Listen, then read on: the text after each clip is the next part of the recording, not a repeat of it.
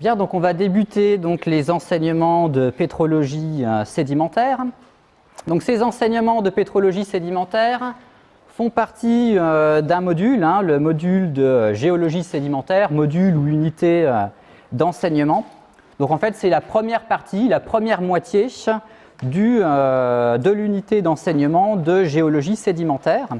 Donc je vais déjà vous donner quelques informations générales sur cette unité d'enseignement, et notamment donc, sur la partie qui nous intéresse pour l'instant, donc cette première partie axée sur la pétrologie sédimentaire. Donc il y aura 27 heures d'enseignement qui seront assurées par moi-même et également par Vivien Navelot, qui est doctorant à l'ENSG. Ces 27 heures comprennent 9 heures de cours, donc 5 séances de 2 heures et 1 heure. Donc en amphi G et en amphi H, et puis également donc 18 heures de TD qui sont réparties donc sur 6 séances de 3 heures. Globalement, de manière très générale, cette première partie du module de géologie sédimentaire va être donc sanctionnée par un examen avec 2 acquis fondamentaux. Le premier acquis qui est surtout axé sur l'observation, la description, la nomenclature des sédiments et des roches sédimentaires. Vous avez le détail des différents acquis qui vous sont donnés dans le poly. Et un deuxième acquis qui est plus axé sur l'interprétation. Donc l'interprétation des critères pétrographiques en termes notamment de reconstitution d'environnement de dépôt, de reconstitution d'histoire géologique ou d'anciens paysages. Et ce deuxième acquis est également axé sur l'esprit de synthèse. En complément, ça n'est pas directement évalué par les différents acquis, mais c'est important via cette première partie de module que vous compreniez bien l'intérêt de la géologie sédimentaire. La géologie sédimentaire, ça vous sera utile, quel que soit ce que vous allez faire après. J'y reviendrai un peu plus tard sur ces différents intérêts de la géologie sédimentaire. C'est également important que vous ayez certaines connaissances de base sur la géologie de la Lorraine. Vous faites des études de géologie à Nancy, en Lorraine, donc c'est toujours bien quand même d'avoir les notions de base de géologie de Lorraine. Je vous en parlerai notamment en TD. Puis à la fin du poly, vous avez également quelques informations sur la géologie lorraine, qui est très axée roches sédimentaires. Et également quelques notions de base de paléontologie, même si on ne fera pas un cours de paléontologie, mais on abordera quand même les notions de base de paléontologie. Et donc, comme je le disais, tout ça sera sanctionné par un examen, donc en amphi, en tout cas pour la première session, qui concerne l'ensemble du module, donc à la fois les cours et les TD. En tout cas pour la pétrologie sédimentaire, il n'y a pas d'examen de TD, d'examen de cours, vous avez un examen qui englobe tout. Les documents et le matériel électronique ne sont pas autorisés. Et en deuxième session, pour la partie pétrologie sédimentaire, vous aurez normalement des oraux pour rattraper donc les acquis, le ou les 2 acquis qui n'auront pas été validés. Donc voilà pour les informations très générales. Toujours sur les informations générales, le plan du cours. Donc après une introduction, je vous parlerai des différentes étapes de la formation de ces roches sédimentaires. Je passerai pas mal de temps sur cette première partie parce que c'est important de bien comprendre comment les sédiments et les roches sédimentaires se forment. Ensuite, il y aura une deuxième partie beaucoup plus courte axée sur la minéralogie, les caractéristiques, la classification de ces roches sédimentaires. Ensuite, j'aborderai dans une troisième partie les roches détritiques terrigènes, qui est la première grande famille de roches sédimentaires, roches détritiques terrigènes ou roches silicoclastiques. Dans la quatrième partie, j'aborderai la deuxième grande famille de roches sédimentaires, les roches carbonatées. Et puis, pour terminer, j'aborderai les autres familles de roches sédimentaires qui sont un peu plus anecdotiques. Voilà, de manière toujours très générale, quelques mots sur la classification des roches. Ça, normalement, c'est quelque chose que vous connaissez déjà. Donc la classification des roches, elle est arborescente, c'est une classification arborescente, c'est-à-dire que vous allez avoir des grandes boîtes, des grandes familles de roches, et dans chacune de ces grandes familles, vous allez positionner des familles un peu plus petites, et dans ces familles un peu plus petites, des groupes encore un peu plus petits. Et dans chacun de ces groupes, de ces familles, eh bien, les roches sont regroupées par affinité. Donc vous avez la première grande boîte des roches que vous avez à la surface de la planète, qui constituent les roches endogènes. Comme leur nom l'indique, ce sont des roches qui sont formées en profondeur. Et vous avez, en parallèle aux enseignements de pétrologie sédimentaire, des enseignements de pétrologie endogène. Pour faire simple, dans les roches endogènes, vous avez deux grandes familles. Une première famille qui est constituée par les roches magmatiques, qui sont des roches formées par le refroidissement d'un magma, c'est-à-dire de la roche en fusion. Dans ces roches magmatiques, vous avez à nouveau deux groupes. Les roches plutoniques, ce sont des roches magmatiques avec un refroidissement qui est lent, qui se fait en profondeur, et les roches volcaniques, donc, qui sont les roches magmatiques qui se refroidissent rapidement parce que le magma arrive à la surface. Et vous avez donc une autre grande famille de roches endogènes qui sont les roches métamorphiques, donc les roches formées par un métamorphisme d'une roche initiale. Et à côté de ce grand groupe de roches endogènes, vous avez le groupe des roches exogènes, qui sont donc, comme leur nom l'indique également, formées à la surface. Alors là, au premier ordre, c'est beaucoup plus simple que pour les roches endogènes. Les roches exogènes sont constituées par ce qu'on appelle les roches sédimentaires. Donc les roches qui sont issues d'un phénomène de sédimentation à la surface de la planète, puis de diagenèse, donc de transformation de ce matériel qui a sédimenté. Et donc mon cours concerne justement ces roches sédimentaires. De manière là aussi très succincte, mais je vais y revenir en détail dans les diapos qui vont suivre, ces roches sédimentaires, elles se forment au cours du cycle des roches sédimentaires. Je pense que vous en avez tous déjà entendu parler. Donc ce cycle des roches sédimentaires est constitué par une succession d'étapes. Donc la première étape, c'est l'étape de l'altération.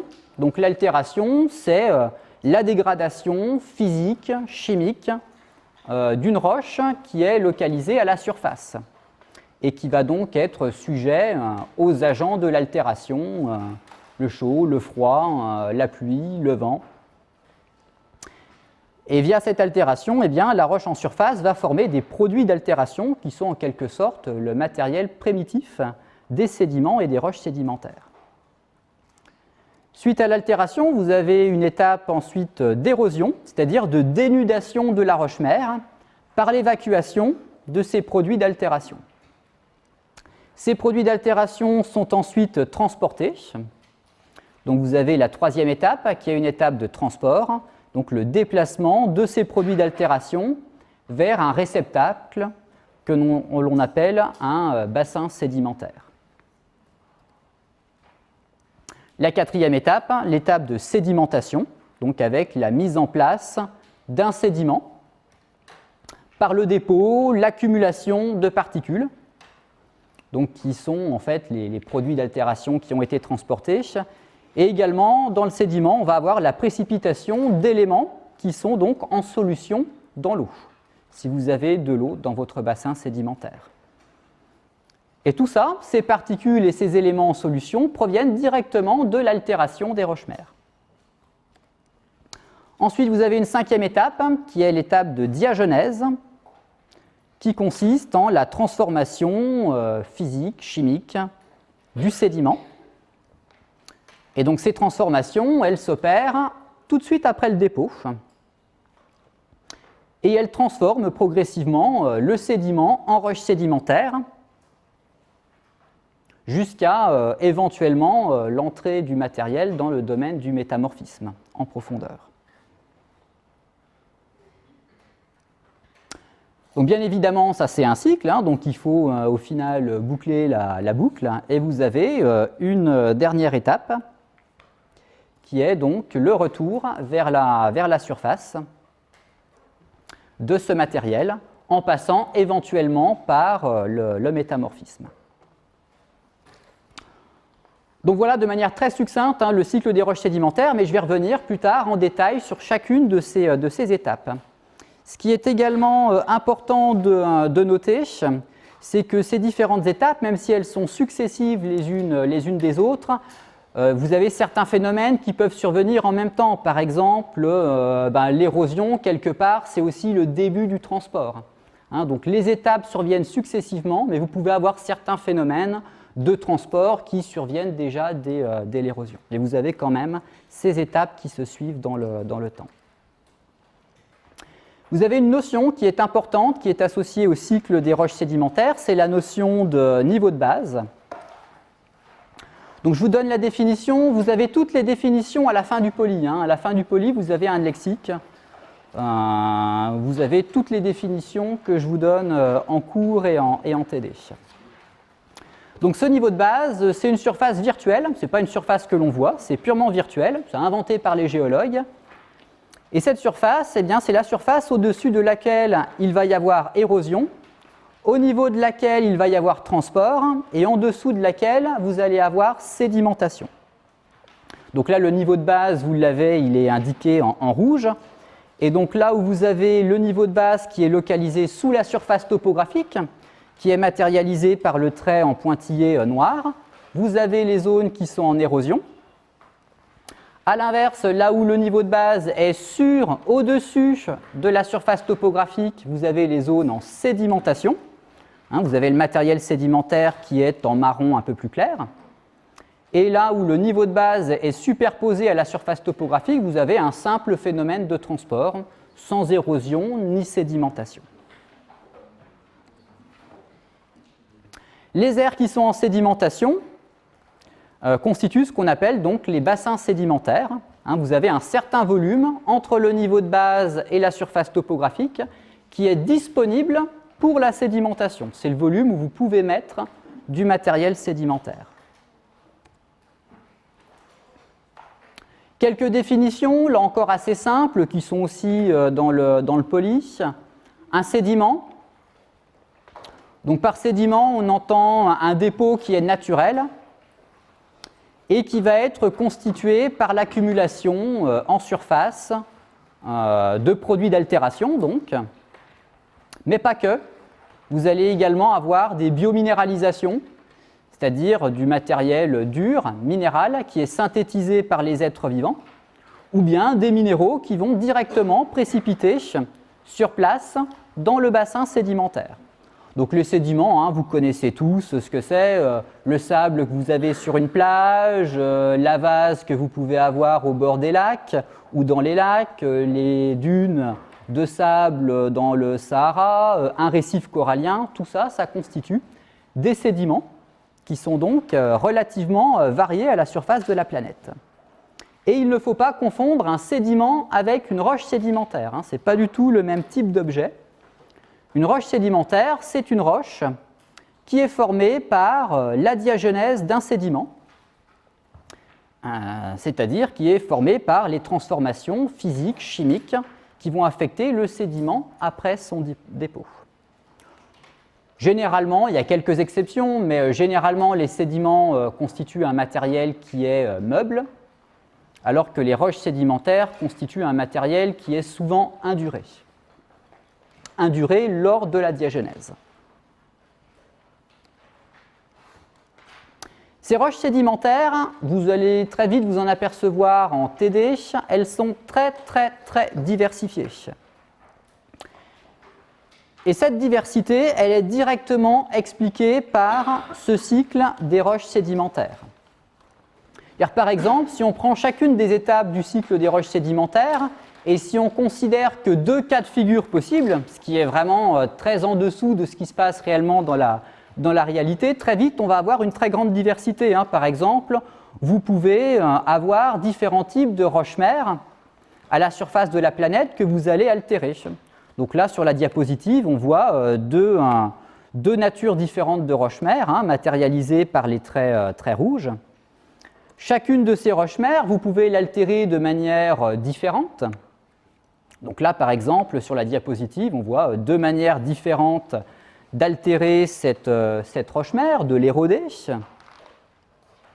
Le matériel qui est généré va être ensuite transporté. Vous avez plusieurs types de transport. Vous pouvez transporter votre matériel par le vent, par un cours d'eau. Vous pouvez également avoir plusieurs modes de sédimentation. Vous pouvez sédimenter votre matériel dans un lac, dans la mer, en milieu aérien, en milieu aquatique. Et enfin, vous pouvez avoir plusieurs types de transformation diagénétique qui va affecter votre sédiment. Et donc, vous voyez bien que même en ne considérant que 2 possibilités à chaque fois, eh bien, en bout de course, vous vous retrouvez avec une grande diversité de roches sédimentaires qui, là, est bien évidemment très, très en dessous de la diversité réelle. Et comme vous avez une diversité de ces objets naturels, vous avez forcément la nécessité de les classer, d'établir un classement. Sinon, on n'y comprend rien, on ne s'y retrouve pas, les géologues ne peuvent pas communiquer entre eux. Et ça, je dirais que le classement, sur la base de critères pétrographiques bien précis, eh bien, c'est le premier volet de l'étude des roches sédimentaires, c'est ce qu'on appelle de la pétrographie sédimentaire. Donc basé sur une simple description, c'est très descriptif, une simple description de votre sédiment ou de votre roche sédimentaire.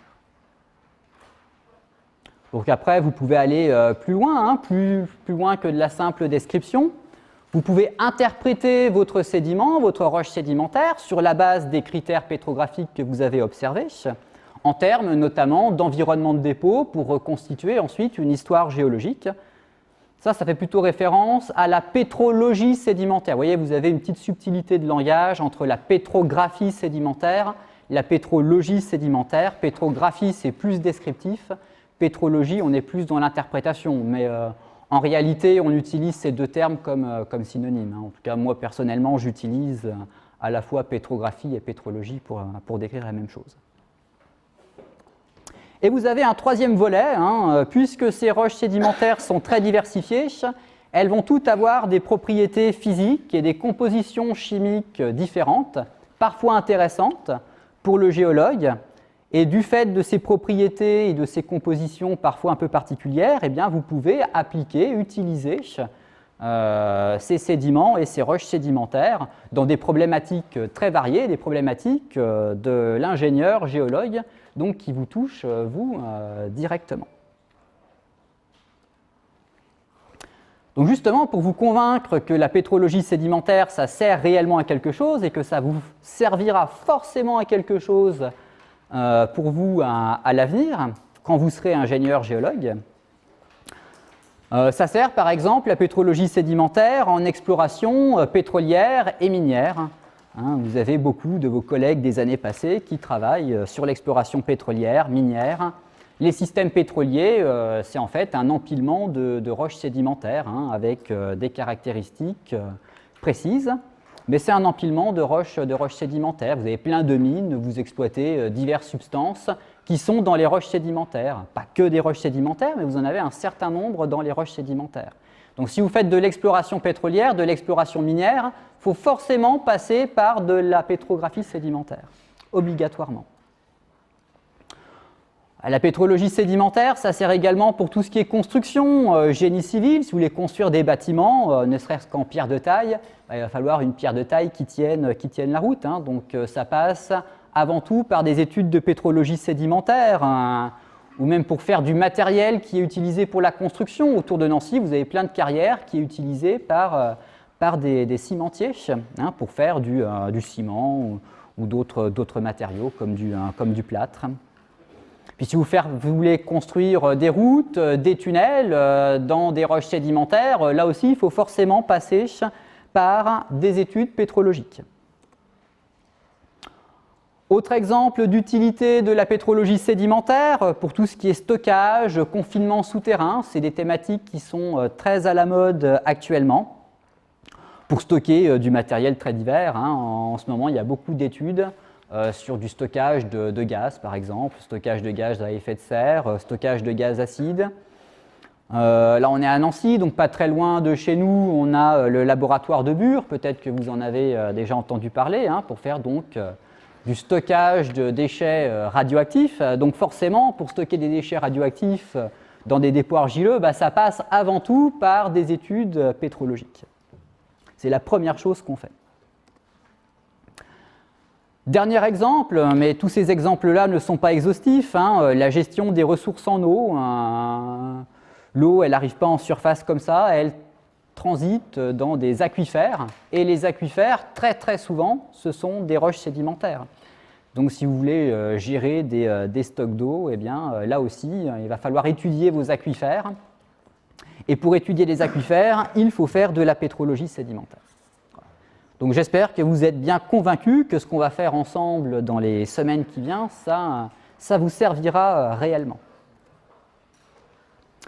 La pétrologie sédimentaire, c'est une science qui est également à la confluence d'autres sciences plus fondamentales. Je ne vais pas rentrer dans le détail, mais c'est à la confluence de sciences physiques, ne serait-ce que pour le transport des particules, ça fait intervenir des phénomènes physiques. Vous avez également des phénomènes chimiques. Voilà, la précipitation de cristaux dans un sédiment, c'est un exemple de phénomène chimique que l'on étudie, que l'on est susceptible d'étudier en pétrologie sédimentaire. Et puis également la biologie, vous n'êtes pas sans savoir, je pense, que c'est dans les roches sédimentaires que l'on retrouve les fossiles. Donc vous avez une composante biologique aux sédiments et aux roches sédimentaires. Pour terminer mon introduction, quand on fait de la pétrologie sédimentaire, on travaille à différentes échelles d'études spatiales. Donc vous verrez que en TD et sur le terrain, on va travailler à différentes échelles. Donc vous avez 4 échelles différentes qui s'emboîtent en pétrologie sédimentaire. On peut travailler à l'échelle des particules qui constituent vos sédiments, vos roches sédimentaires. Donc là, on est à une échelle millimétrique, inframillimétrique. On travaillera à cette échelle-là en TD à l'aide de microscopes. On peut également travailler à l'échelle de l'échantillon, échelle centimétrique, décimétrique. On travaillera également à cette échelle-là, en TD. Après, on peut travailler à l'échelle de l'affleurement, à l'échelle métrique, plurimétrique. Là, c'est plutôt pour les études de terrain. En fin d'année, vous irez sur le terrain. Et on peut travailler à l'échelle des dépôts sédimentaires, à l'échelle des grands paysages, donc à des échelles qui sont locales, régionales. Et toutes ces échelles-là, elles vont vous donner des informations qui sont différentes et complémentaires les unes des autres. C'est pour ça que quand vous le pouvez, on ne peut pas toujours, mais quand on peut, c'est intéressant de combiner ces différentes échelles d'études.